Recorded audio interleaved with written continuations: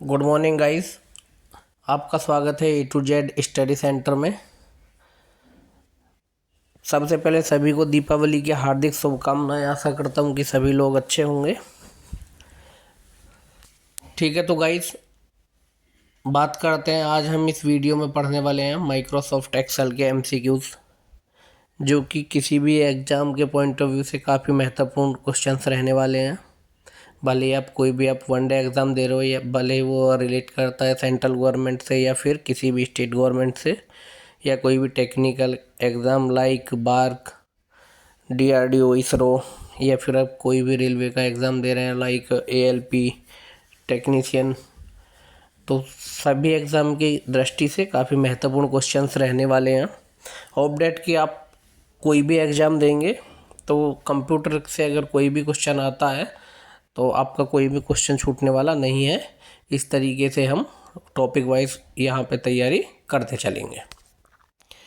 तो वीडियो को ज़्यादा से ज़्यादा लाइक और शेयर कीजिएगा और चैनल को सब्सक्राइब करके बेल आइकन प्रेस कर लीजिएगा, जिससे आपको हमारी नई आने वाली वीडियो का नोटिफिकेशन प्राप्त हो सके। तो गाइस बिना देर किए हुए स्टार्ट करते हैं फर्स्ट क्वेश्चन से। तो फर्स्ट क्वेश्चन से है, MS एक्सेल 2010 में बाय डिफ़ॉल्ट कितनी सीट होती हैं?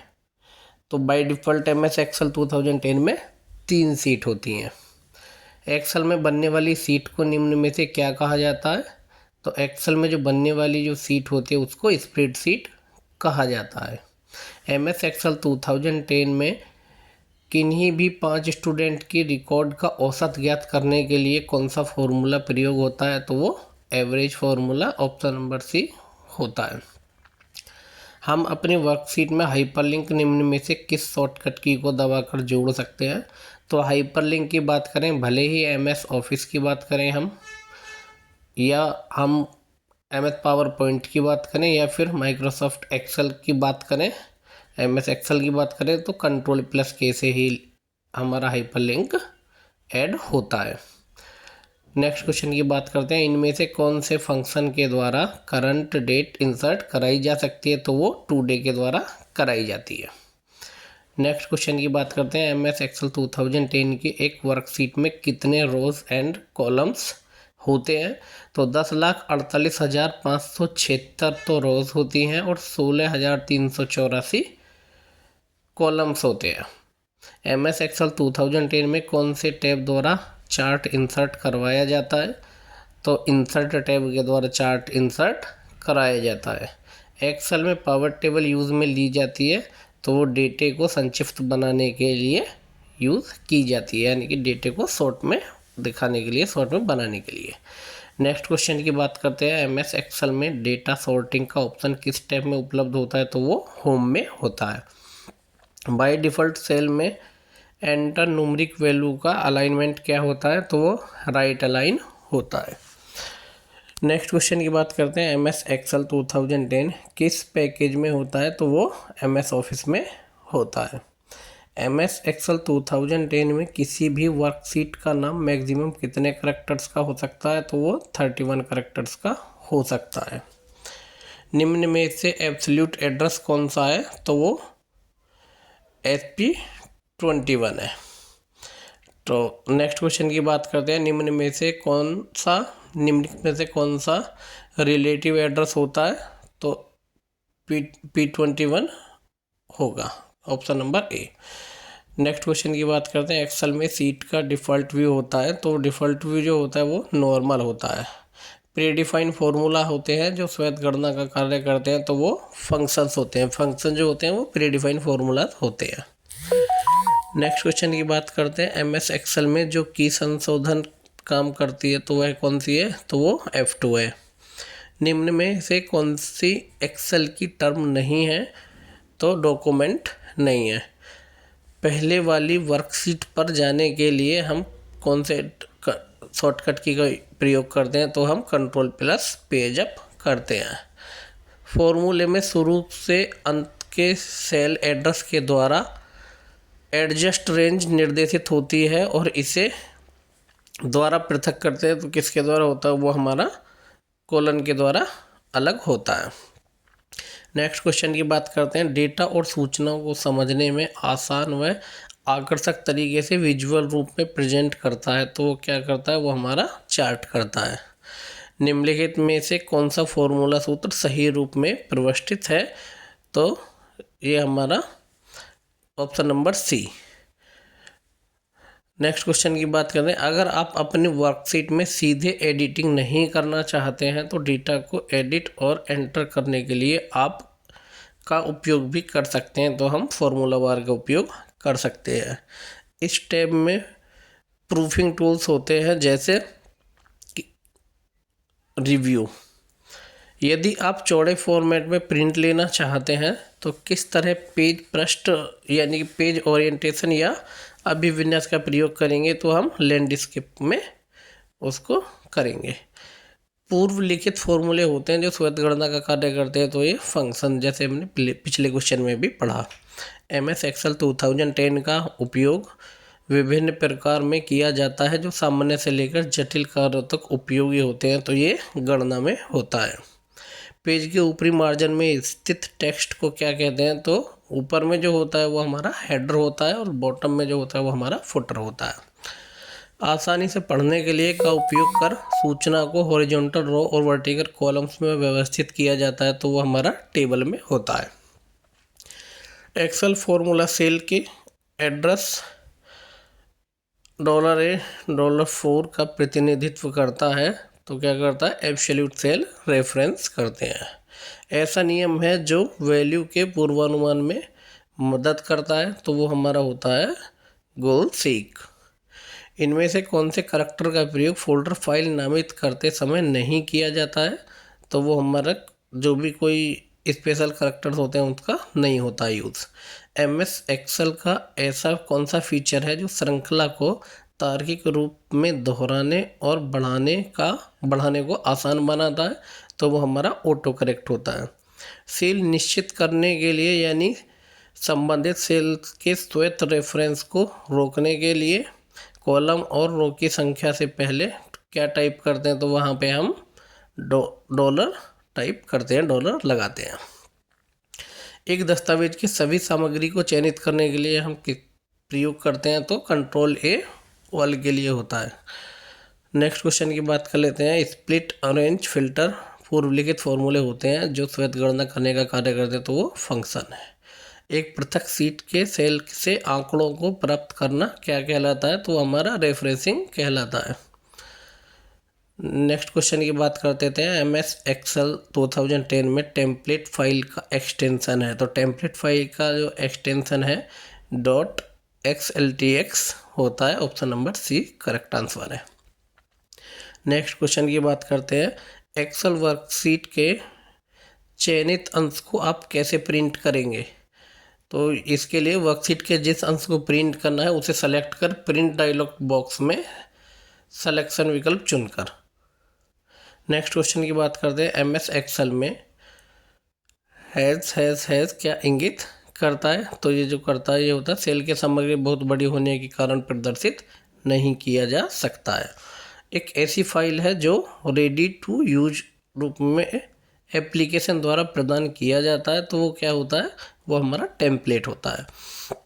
माइक्रोसॉफ्ट एक्सेल 2010 में एक अकेली फाइल या डॉक्यूमेंट क्या कहलाता है, तो वो वर्कबुक कहलाती है।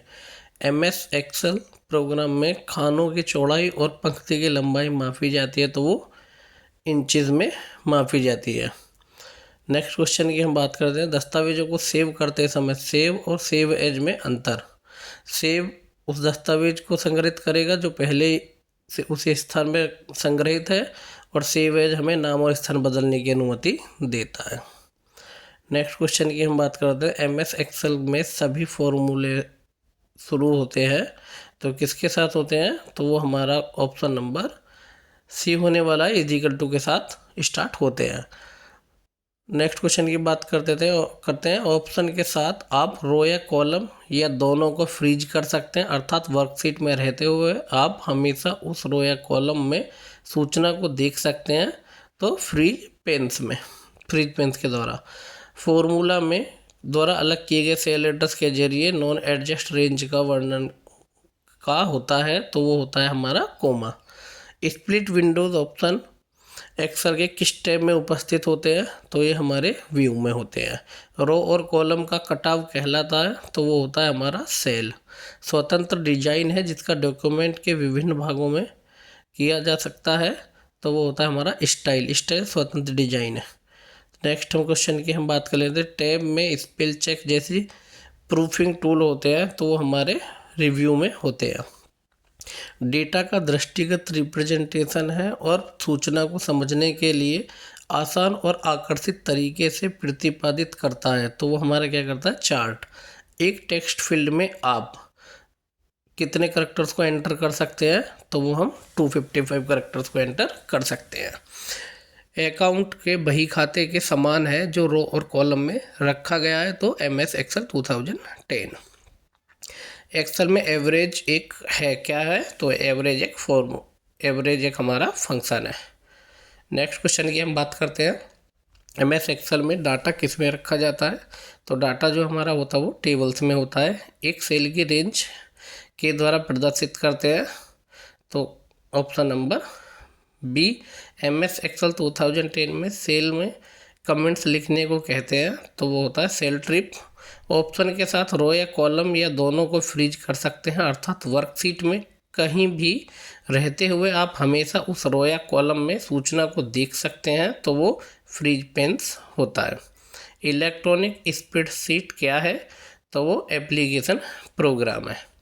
MS एक्सेल 2010 में किस टैब में प्रूफिंग ग्रुप होता है तो प्रूफिंग ग्रुप जो होता है वो हमारा रिव्यू में होता है। शेषफल निकालने के लिए कौन सा फंक्शन प्रयोग या किया जाता है, कौन सा फंक्शन उपयोग किया जाता है तो वो होता है हमारा मोड। MS एक्सेल क्या है तो MS एक्सेल विंडोज़ पर आधारित स्प्रेडशीट पैकेज है, डॉस पर आधारित स्प्रेडशीट पैकेज। ठीक है, नेक्स्ट क्वेश्चन की बात करते हैं। Question number 64। MS एक्सेल 2010 में किसी भी नई फाइल का डिफ़ॉल्ट नाम क्या होता है तो वो बुक 1 होता है। फॉर्मेट का एक कम्बिनेशन जिसमें कलर, फ्लैट, फॉन्ट, सेल और इफेक्ट शामिल उसे क्या कहते हैं तो उसको क्या कहा जाता है, थीम। एक से अधिक क्रमिक सेलों का चयन करके उसको एक सेल में परिवर्तित करने की प्रक्रिया कहलाती है तो होता है हमारा मर्ज। MS एक्सेल 2010 में कौन सी डिफ़ॉल्ट पेज ओरिएंटेशन सेटिंग होती है तो हमारी पोर्ट्रेट होती है। इस स्प्लिटिंग या फ्रीजिंग पेन के द्वारा आप वर्कशीट के दो क्षेत्रों को देख सकते हैं तथा इनके द्वारा आप लॉक कर सकते हैं तो वो हमारा होता है रो या कॉलम। स्प्रेडशीट प्रोग्राम में दो से अधिक सेलों के सिलेक्शन को कहा जाता है तो वो क्या कहा जाता है, टेबल। सेल एड्रेस कहाँ दिखाई देता है तो वो हमारा नेम बॉक्स में दिखाई देता है। कमेंट इंसर्ट करने के लिए किस टैब का प्रयोग करते हैं तो वो हमारा रिव्यू के द्वारा होता है। जब आप एक से अधिक रेफरेंस डेटा सीट पर काम कर रहे होते हैं तो यह सीट्स कहलाती है तो वो हमारी रेफरेंसिंग मल्टीपल कहलाती है। MS एक्सेल 2010 में किसी कॉलम की डिफ़ॉल्ट चौड़ाई कितनी होती है तो वो हमारी होती है 8.43 पॉइंट। नेक्स्ट क्वेश्चन की हम बात कर लेते हैं। स्वतंत्र डिजाइन है जिसका उपयोग डॉक्यूमेंट के विभिन्न भागों में किया जा सकता है तो वो हमारा थीम होता है। किस टैब में आपको टेबल, ग्राफिक्स और हाइपरलिंक जैसे विशेष घटकों को जोड़ने की सुविधा मिलती है तो वो हमारी इंसर्ट में मिलती है। पेज के ऊपरी मार्जिन में स्थित टेक्स्ट को कहा जाता है तो ऊपरी मार्जिन में जो होगा वो हमारा हेडर होता है और नीचे जो होता है हमारा फुटर होता है। नेक्स्ट क्वेश्चन नंबर 77 की बात करते हैं। एक्सेल में एक्टिव सेल के कंटेंट्स को कौन डिस्प्ले करता है तो वो फॉर्मूला बार करता है। माइक्रोसॉफ्ट ऑफिस एक्सेल डॉक्यूमेंट में प्रत्येक सेल अपने सेल एड्रेस से रिफ़र किया जाता है जो क्या वो कहलाता है, सेल का रो और कॉलम लेबल होता है। माइक्रोसॉफ्ट ऑफिस एक्सेल डॉक्यूमेंट में सेल एड्रेस में क्या होता है तो वो पहले कॉलम फिर रो का नाम होता है। MS एक्सेल क्या है तो MS एक्सेल विंडो पर आधारित स्प्रेडशीट पैकेज है। क्वेश्चन नंबर 81 की बात करते हैं। स्प्रेडशीट में डेटा कैसे ऑर्गेनाइज होता है तो स्प्रेडशीट में डेटा जो ऑर्गेनाइज होता है वो रो एंड कॉलम्स में होता है। नेक्स्ट क्वेश्चन की बात करते हैं, एक्सेल वर्कबुक संग्रह है तो ये वर्कशीट है। किसी कॉलम में टेक्स्ट प्राय अलाइन होते हैं तो टेक्स्ट जो होते हैं वो लेफ्ट अलाइन होते हैं। नेक्स्ट क्वेश्चन की हम बात करते हैं, (C10 + C11 divide by 12 + D18 किसका उदाहरण है? तो ये फॉर्मूला है।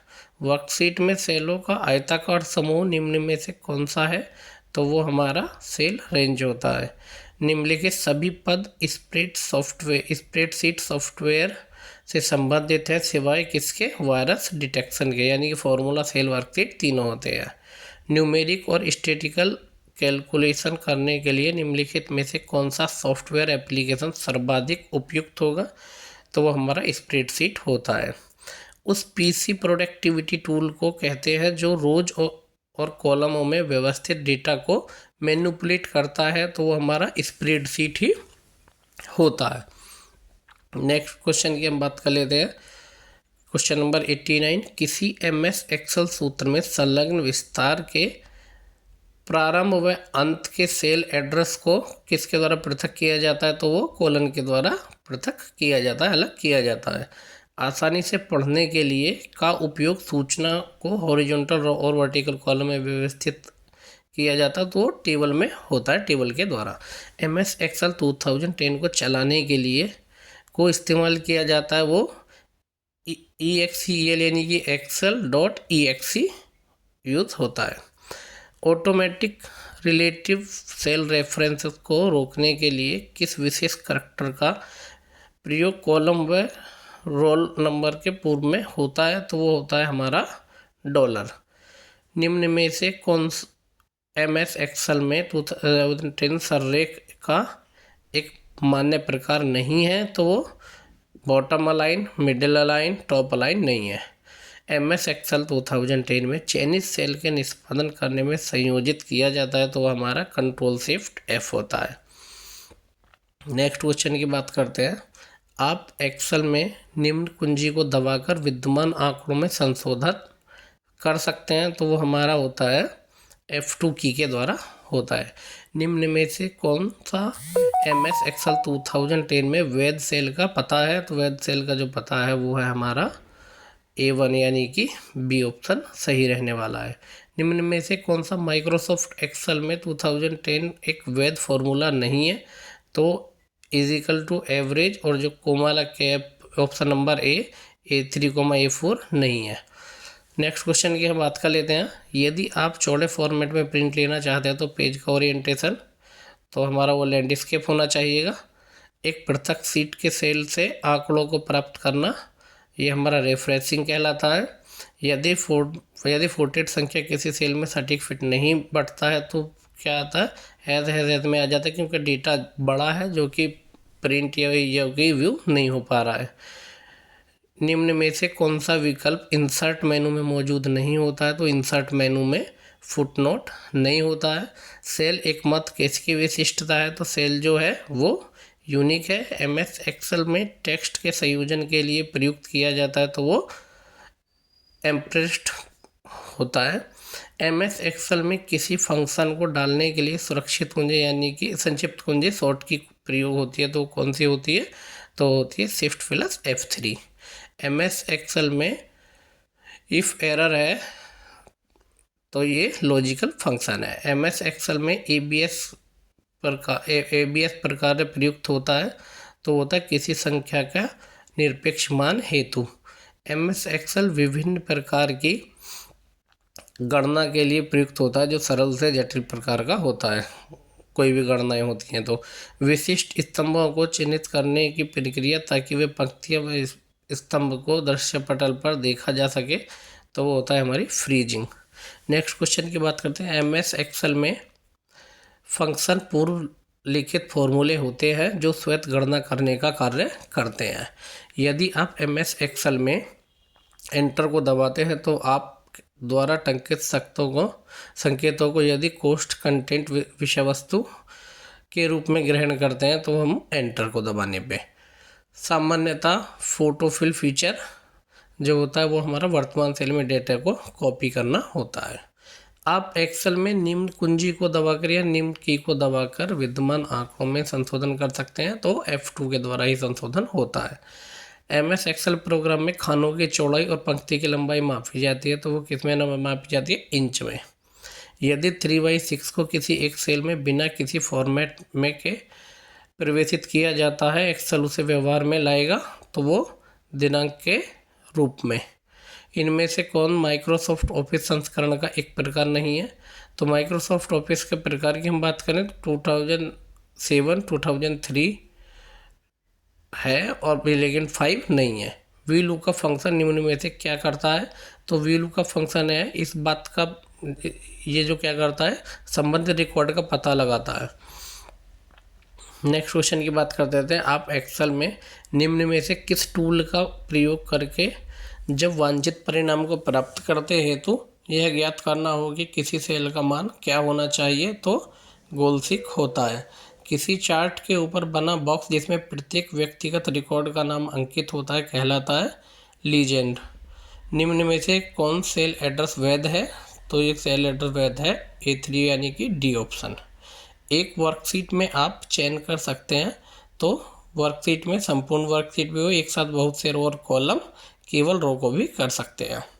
इनमें से कौन एक्सेल फाइल को प्रदर्शित कर रही है? तो एक्सेल फाइल जो प्रदर्शित हो रही है वो है TAX01-02।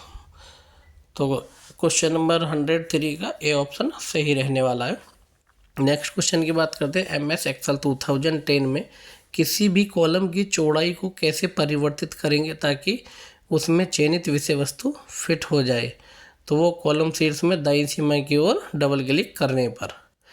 कौन सा फंक्शन पंक्ति कॉलमों को कॉलम आंकड़ों व कॉलम आंकड़ों को पंक्ति आंकड़ों में प्रदर्शित करता है? तो वो हमारा होता है ट्रांसपोज।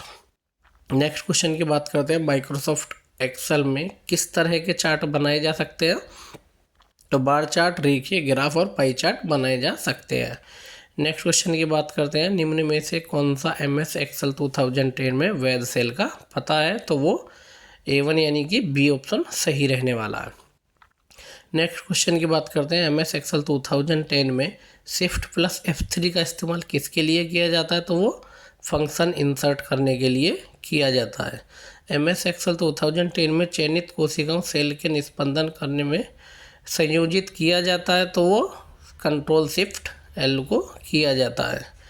निम्नलिखित विकल्प में से कौन एक MS एक्सेल 2010 में पोस्ट विशेष संबंध बॉक्स में उपलब्ध नहीं है? तो वो SQRT नहीं है, ऐड यानी घटाना जोड़ना भाग है। नेक्स्ट क्वेश्चन की हम बात कर देते हैं। MS एक्सेल 2010 में स्तंभ D एवं E के मध्य 3 स्तंभ सम्मिलित इंसर्ट करने के लिए आप किसका चयन करेंगे? तो ये हम जो होता है यहाँ पे E और F का चयन, E, F एंड G का चयन करेंगे। ठीक है, तो गाइज़ यहाँ पे इस वीडियो में हमने टोटल 111 क्वेश्चंस को पढ़ा है, जो कि काफ़ी महत्वपूर्ण, बहुत ज़्यादा इम्पोर्टेंट क्वेश्चन है। तो आप वीडियो को देख के आप क्वेश्चन का रिवीजन कीजिएगा, और हो सके तो आप टाइम निकाल के वीडियो को स्लो मोड में चला के आप क्वेश्चंस को नोट भी कर सकते हैं, जो कि काफ़ी महत्वपूर्ण क्वेश्चंस हैं। होप डैट आप कोई भी एग्ज़ाम देंगे और MS एक्सेल से अगर कोई भी क्वेश्चन आता है तो इस वीडियो से आउट नहीं आने वाला है। तो आप मेहनत कीजिएगा, अच्छे से पढ़िएगा। ठीक है, तो अगेन सबको दीपावली की हार्दिक शुभकामनाएं। धन्यवाद।